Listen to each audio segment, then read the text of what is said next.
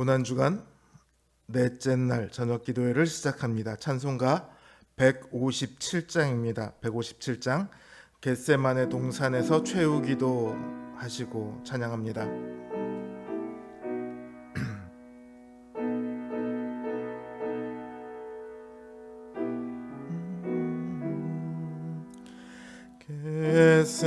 겟세마네 동산에서 최후 기도하시고 갈보리산 십자가를 죄인 대신 지셨네. 엘리 엘리 부르시며 고통당한 예수여, 우리 위에 괴로운 짐 주님 홀로 지셨네. 무슨 죄로 우리 주님 십자가를 지셨나. 하나님 뜻 이루려고 고난의 길 가셨네. 나를 위해 피 흘리신 우리 주님 예수여, 환난 날이 닥쳐와도 주를 보게 하소서. 다 이뤘다 하신 주님 내가 바라봅니다. 내가 가는 길 험하여도 주님의 길 비할까. 주님 가신 골고다 길 나도 걷게 하시고, 주의 뜻과 그의 나라 간구하게 하소서.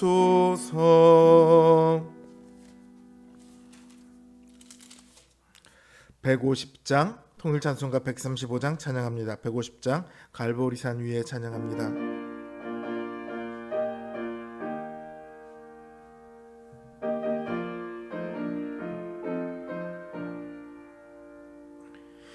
갈보리산 위에 십자가 섰으니 주가 고난을 당한 표라. 험한 십자가를 내가 사랑함은 주가 보혈을 흘림이라. 최후 승리를 얻기까지 주의 십자가 사랑하리. 빛난 멸류관 받기까지 험한 십자가 붙들겠네. 멸시 전대받은 주의 십자가에 나의 마음이 끌리도다. 귀한 어린 양이 세상 죄를 지고 험한 십자가 지셨도다. 최후 승리를 얻기까지 주의 십자가 사랑하리. 빛난 멸류관 받기까지 험한 십자가 붙들겠네.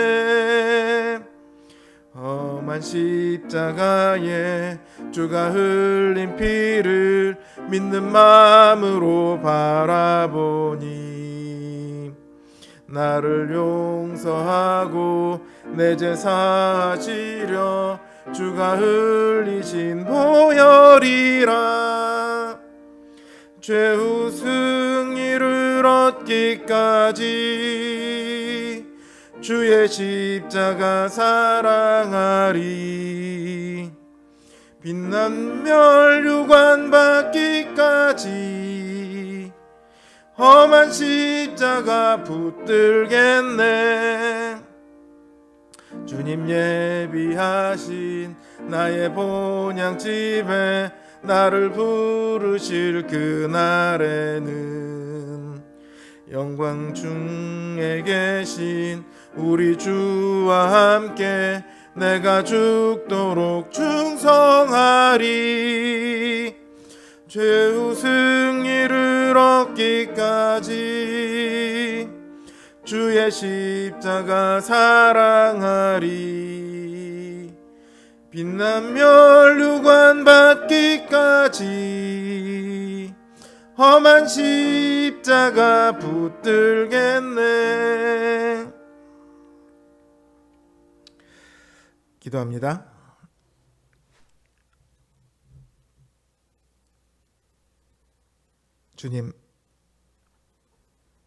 주님께서 받으셨던 그 고통을 우리는 다 알지 못합니다. 아무리 우리가 짐작해 보려 해도 그 고통의 크기를 우리는 알 수가 없습니다. 그러나 주님, 그 고통이 우리가 받을 수 있는 그 어떤 고통과도 비교할 수 없이 큰 고통임을 압니다. 우리를 위해 그 고통을 감수하시고 그 고난의 길을 묵묵히 걸으셨던 주님을 우리가 다시금 생각하며 주님 앞에 나아와 고개를 숙입니다. 주님의 고난 앞에서 우리의 죄가 얼마나 끔찍한 것인지, 주님의 은혜가 얼마나 놀라운 것인지, 주님의 사랑이 얼마나 큰 것인지 하나님 우리로 다시금 알게 하여 주시옵소서. 이 시간 우리의 마음 가운데 우리의 죄에 대한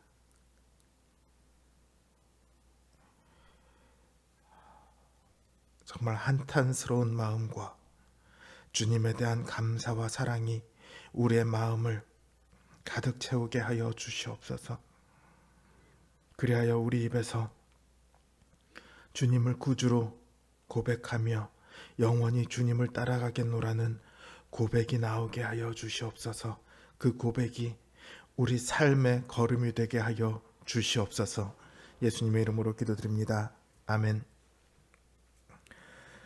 하나님 주신 말씀 마태복음 27장 45절 46절입니다. 마태복음 27장 45절 46절 말씀입니다.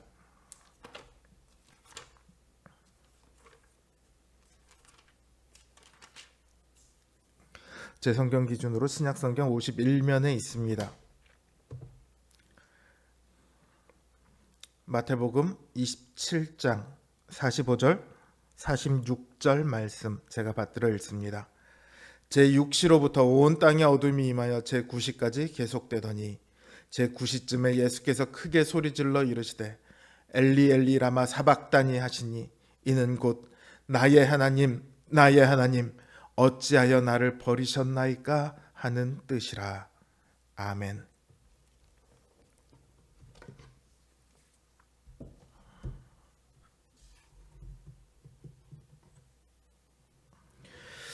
고난주간의 넷째 날, 이 목요일은요, 미국에서는 성세족식 날이라고 불립니다.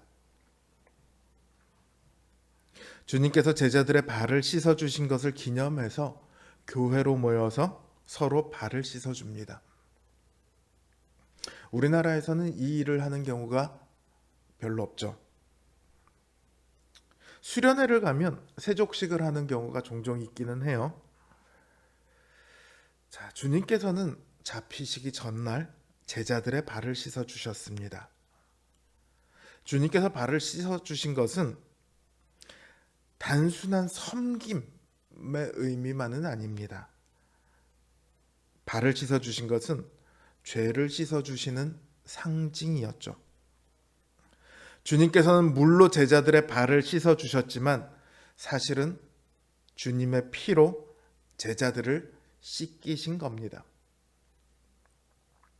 또 이날 주님께서는 제자들과 최후의 만찬을 나누시며 주님께서 이 시간을 갖기를 원하고 또 원하셨다. 그렇게 말씀하십니다.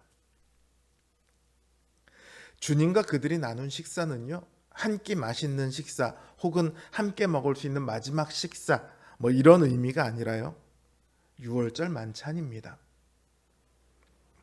이스라엘은 유월절이면 어린 양의 피로 이스라엘이 애굽에서 풀려난 것을 기념하며 만찬을 가집니다.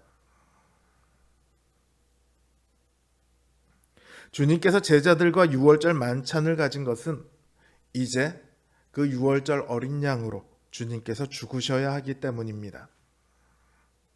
그런데 주님만 보며 따라왔던 제자들이 주님께서 잡히시고 죽으시고 나면 낭망하여 좌절할 것은 너무 뻔한 예상이죠. 그래서 주님께서는 친히 어린 양이 되셔서 그들을 구원하실 것을 제자들에게 확실히 알려주고자 하셨습니다.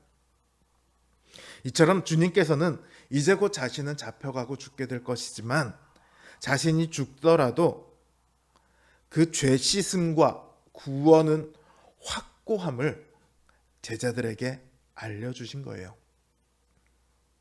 아니, 자신이 죽어야만 죄 씻음과 구원이 일어난다는 것을 알려주신 것이죠. 그리고는 거기서 끝나지 않고요, 자신이 다시 부활하실 것까지 다 말씀해 주십니다. 그러나 그렇게 주님께서 그 시간을 보내셨음에도 불구하고, 알려주셨음에도 불구하고, 발을 씻겨주셨음에도 불구하고 주님께서 고난을 받으시며 골고다로 향할 때 그 곁에 제자들은 아무도 없었습니다. 스스로 수제자라 자처하던 베드로는 그 새벽 대제사장의 뜰에서 3번이나 주님을 부인합니다. 그냥 저 몰라요 이런 게 아니라 화를 내면서 나는 저딴 사람 몰라, 모른다고 왜 그래? 이렇게 말을 하죠. 그 직후 베드로는 주님과 눈을 마주칩니다. 그때 베드로의 심정이 어땠을까요? 그럼에도 베드로는 주님께서 끌려가시던 그 자리에 끝끝내 나타나지 않습니다.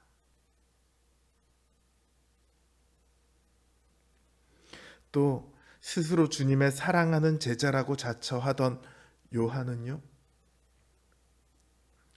감히 그 앞에 나타날 엄두를 내지 못하고 마리아를 비롯한 몇몇 여인들이 있던 곳에 숨어서 주님의 죽어가시는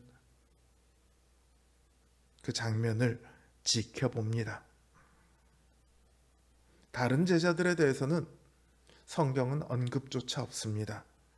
그들이 주님의 마지막 가시는 길에 함께 하지 않았던 것은 명백해 보입니다.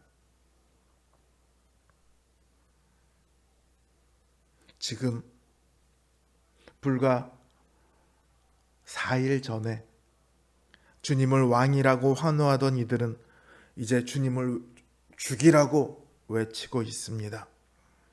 주님의 제자라며 3년을 늘 따라다니던 이들은 어디 갔는지 보이지도 않습니다. 그러나 주님의 가장 큰 괴로움은 사람들이 아니라 하나님으로부터 왔습니다. 예수님께서는 태초부터 하나님과 늘 함께였습니다. 서로 연합되어 떨어질래야 떨어질 수 없습니다. 그런데 결코 버림받을 수 없는 아버지와 하나이신 그분이 이제 버림받습니다. 생명이신 하나님을 떠나 죽음으로 들어가야 합니다. 장담하건대 그 어떤 것도 이 주님의 고통에는 비견될 수 없습니다. 육신의 고통보다도, 사랑하는 제자들의 배신보다도, 무죄함에도 죽어야 하는 억울함보다도 가장 큰 고통이 바로 하나님으로부터 버림받는 고통이었습니다. 요즘 들어 학교 선생님 때문에 죽고, 학원 선생님 때문에 괴롭힘 받다가 죽고, 학교 친구들에게 괴롭힘 받다가 죽고, 그렇게 죽는 아이들의 이야기가 가끔 뉴스에 나옵니다. 그럴 때면 댓글에 그 부모의 마음의 심정에 대해서 안타까워하는 글들이 수도 없이 달립니다.